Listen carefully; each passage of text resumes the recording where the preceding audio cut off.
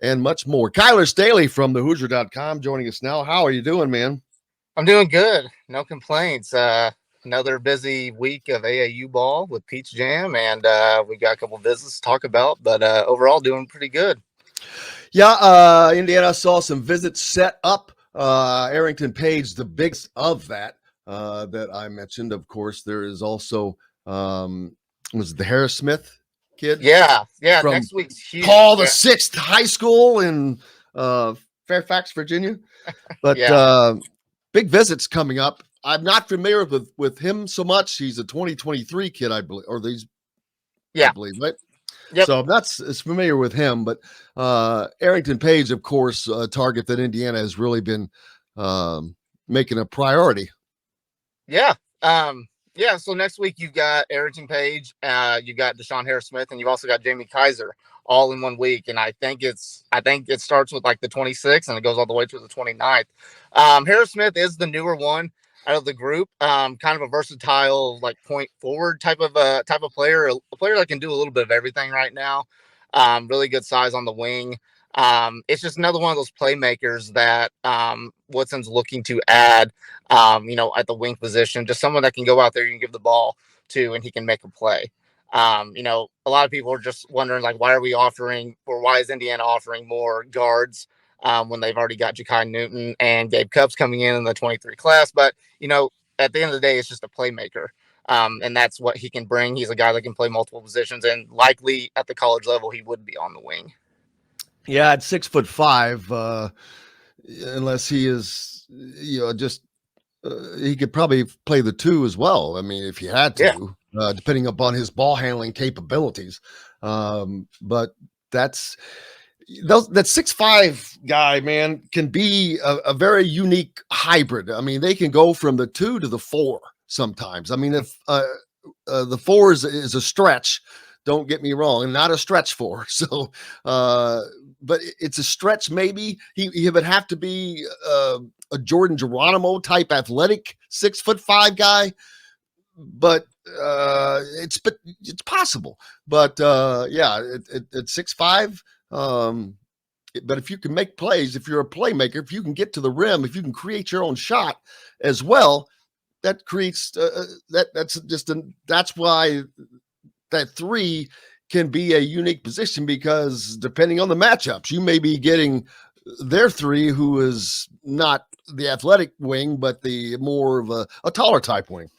Yeah, I agree. And that's exactly what Woodson's recruiting him for, to come in and, be that guy. Obviously, like he's brand new, but the coaches back in, I think Louisville or EYBL was in Kansas City a couple weekends ago.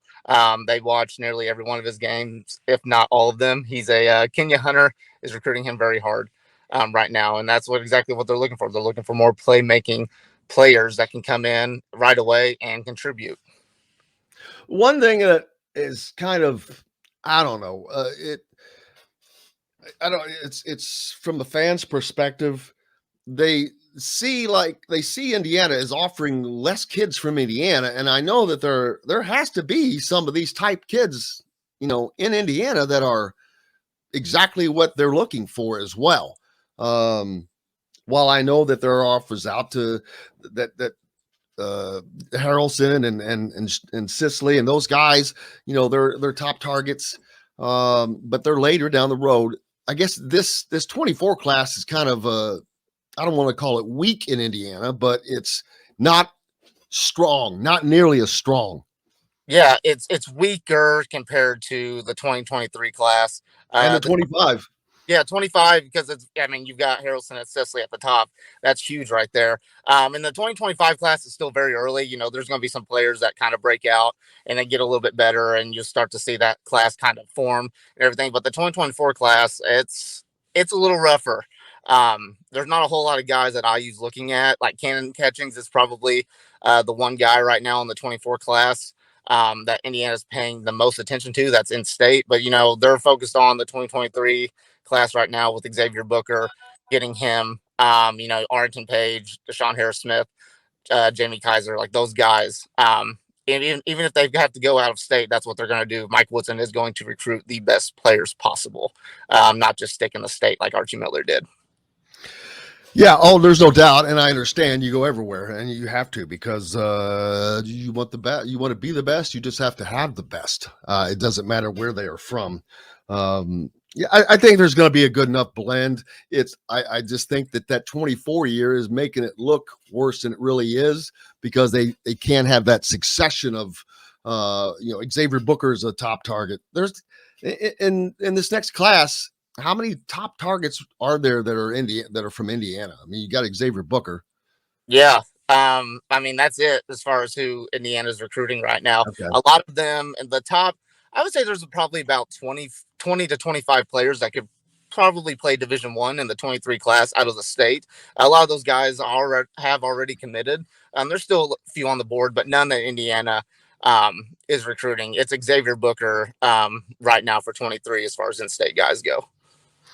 Then coming up, of course, Arrington Page coming in.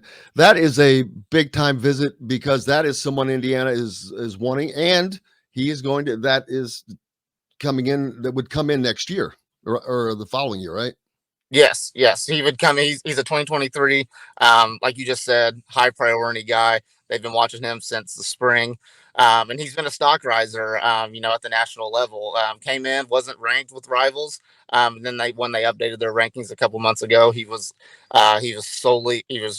put in there.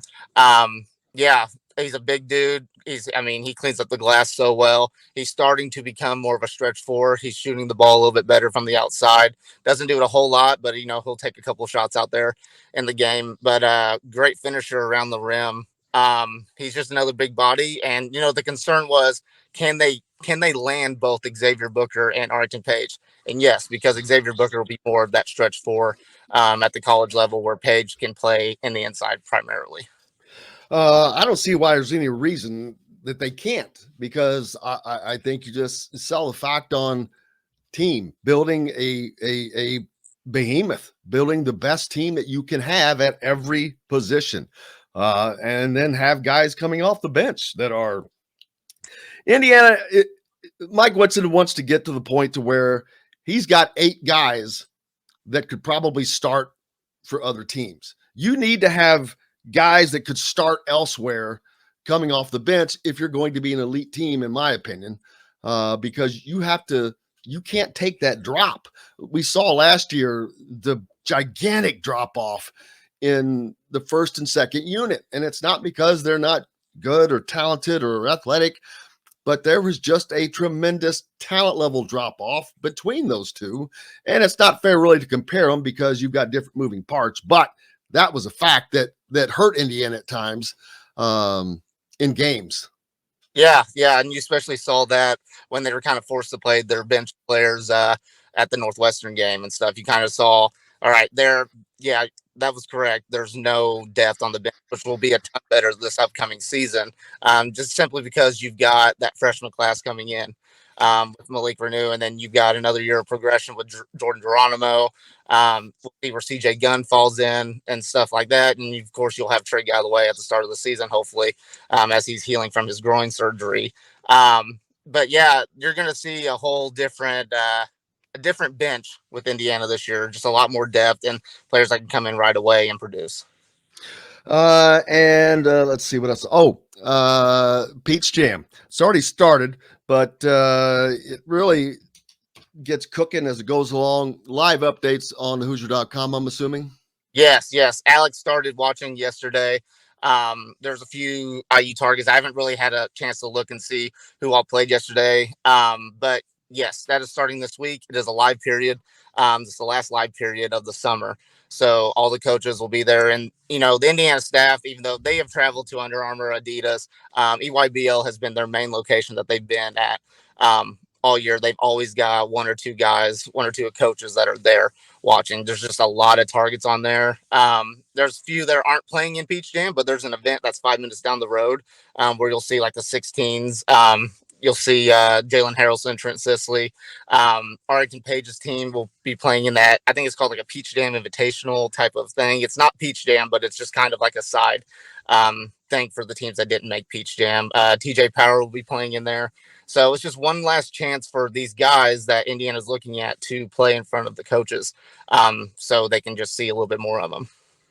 Alec Lasley from the Hoosier.com noted yesterday in the Peach Jam 2024 5-star guard Boogie Fland.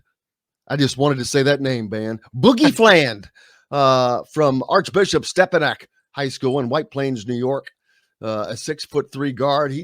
Alex says that he is so good, so smooth scorer, and really fluid athlete, can score on all 3 levels and does a good job making plays in pick and roll action. So there's a guy there's a name that you don't know, and that you find out by going to thehoosier.com. As a matter of fact, all this information is there right now. Later on, he said that Boogie Fland finished with 16 points as 2024 5-star forward. Yves Mizzi had 7 and 9 in the game. He had such a great body, knows how to use it. That's another target for Indiana that played. Yeah. How you pronounce Yves Mizzi? How do you say it? Yves. That's how I've been saying. That's also Yves. Indiana me saying that, so that could be wrong.